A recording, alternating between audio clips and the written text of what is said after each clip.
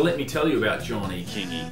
Well, the man is still a youngster, and it's hard to believe that he's had 10 years experience wrestling in New Zealand. He stands 6 feet 2 tall, and he weighs 242 pounds.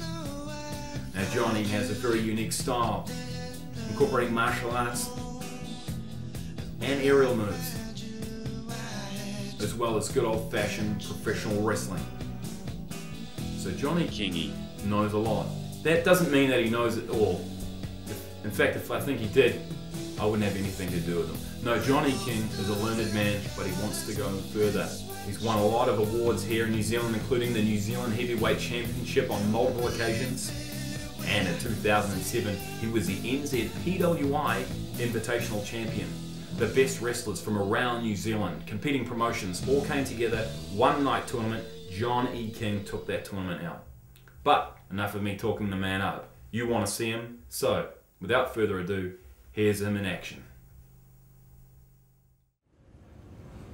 It's an image that's become part of IPW folklore for the last 2 years. It's an image you see every time you tune into Ignition. It's an image that signaled the end of pro wrestling entertainment. But tonight, Liam Fury, it is my chance for revenge. You see, they call you the Flying Man of IPW. Tonight, you get your wings clipped, your feathers plucked, and you get consumed by pure wrestling excellence.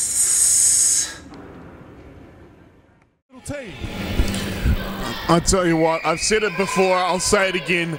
Ninja Fury is the future of this company. So quick, so agile, such a great wrestling mind, and he's going to have his hands full with Johnny King, though. Arguably one of the most experienced wrestlers here in IPW. That's right, most experienced, most decorated. Johnny King is one of IPW's... Worst hair is also a prize he won. Was that before or after the haircut from Dale Knox? And right now, this is exactly what we're talking about. The experience of Johnny King, knowing when to be in the ring and when to make an exit. Faction that he's aligned himself with is just really tainted what could be. You know, when you were talking about Hall of Fame, Johnny King is probably one of the people who will be in a Hall of Fame. But I just have to say, he needs to get rid of the rest of the luggage. Well, as you said, Kendall, future Hall of Famer in the ring there, as most decorated champion. But look, this is where you and I disagree. Johnny King, he's a man that does what needs to be done to pick up the win. All right, you don't become a 3-time heavyweight champion, an invitational grand champion, a South Pacific champion without breaking a few rules, bending a few regulations. Johnny King's not afraid to do that. I know from personal experience, he will do what it takes to win. And that's why I respect him. He does the dirty work to pick up the victory. That other wrestlers can't do. That's right, he's possibly one of the most agile wrestlers in IPW. That comes from his background in parkour, the free running that he loves so much. But again, if you're not willing to do the necessary, you know, it's the ends justify the means. But if you're not ready to do the means, you're not going to get the ends. I tell you what, those feet justify Johnny King's face. That's all I can say. Technical wrestler, and you can see that Liam Fury's learned a lot from him. Yeah, well, let's not forget Jason Burns, the Pirate, taken out of action by St. Chaos, breaking his arm after a post-match beatdown. I'm sure Liam Fury hasn't forgotten that either. And now they did it again to his new tag team partner, Little T, earlier in the evening. Oh, vintage Johnny King there with that sidewalk slam into the sit-out powerbomb. Oh, that's the other thing about Liam Fury, though. The resilience of this man is amazing. I have seen him in elimination matches. I've seen him take an absolute beating and just keep going. It's the heart of a warrior, I tell you. But sometimes, Ken and I, you've got to question the smarts of the warrior. You know, I too have seen Liam Fury bleeding from the head, taking a huge beating, 3 matches in one night, continue to fight, but how much does that shorten the man's career, you know?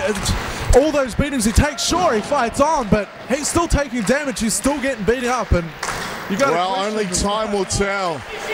Johnny King mocking these fans here at Papatoe. Wow, showing he doesn't need the fans' approval to win wrestling matches.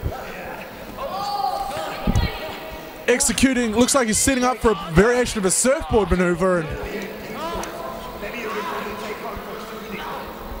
and just look at the methodical sort of pace he's taking. He's not rushing things, he's slowing down the pace. Oh, but look at that, Liam Fury, quick as a whippet, gets out of it, gets the cover. Oh, and a big tilt-a-whirl backbreaker there from Johnny King, and I think that's going to be the key for King to pick up this match. He's got to keep injuring that lower back of Liam Fury. If he tightens up that back and gets it to knot up, he's not going to be able to execute his shooting star presses and his moonsault. I can't believe I'm about to say that, but it's a very good point. I agree with you 100%. It is the game plan of Johnny King to take out the lower back of Ninja Fury, to stop him doing those high-impact, high-risk maneuvers. Well, it's pretty hard to do a double backflip half twist when you can't even bend over, and just take a look at the ring now. I mean, Johnny King's he's bending the man backwards over his knee. I don't know how much you know about anatomy, Kingi, but the spine is just not supposed to flex that way. Thank you, Dr. Fenwick. Back in the ring though, Liam Fury is looking absolutely out of it. But this is what I'm saying. Johnny King has got this cockiness, this streak of cockiness, where he could have had the pin right there, but instead he keeps going. Wow, Kingi, you call it cockiness, I call it confidence. And as a wise man once said, the only difference between cockiness and confidence is results. Johnny King certainly has the results to back up his confidence. Oh, caught. This is what high risk is the problem. High risk, high reward, but if you get caught, you get caught like Liam Fury did there. I don't even know what to call that, Kingi, and all I know is it's a fit. Oh, so close to a 3 count. But this is what I'm saying, Liam Fury will not give up.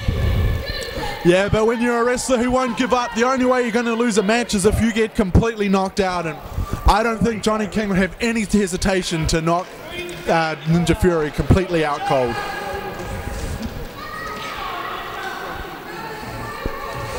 Slow to his feet, Ninja Fury. Oh, this could be it. Roll up.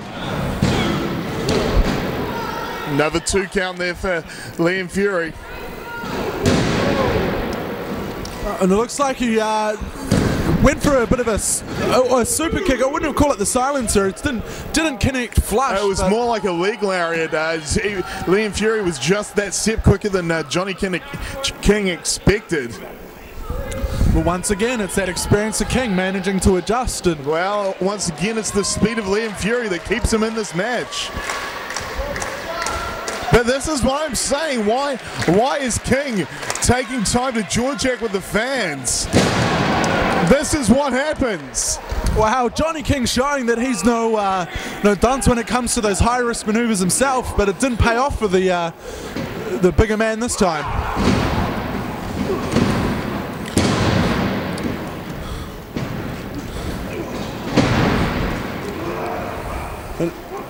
Oh, flurry of action there from the 2 men, but it looks like Liam Fury came better off with that big DDT at the end. That's right, caught him at the end. Both men down. Cameron Lazenby doing the call. That's right, and if neither man manages to answer the 10 count, this will be over, and I don't think either man in that ring wants to win by a double count out. No, I don't think it will end the way either man wants in a draw, considering no one can win in a double count out. Look at that. By your rules. We're not playing from the McCracken rulebook yet. Here we go, Liam Fury going to that top right. High risk, high reward. Live or die by the sword, does Ninja Fury. Oh! And a massive super kick as Liam Fury was going for that shooting star press. And not surprisingly, Johnny King picks up the victory after just about kicking the head off Ninja Fury's shoulders.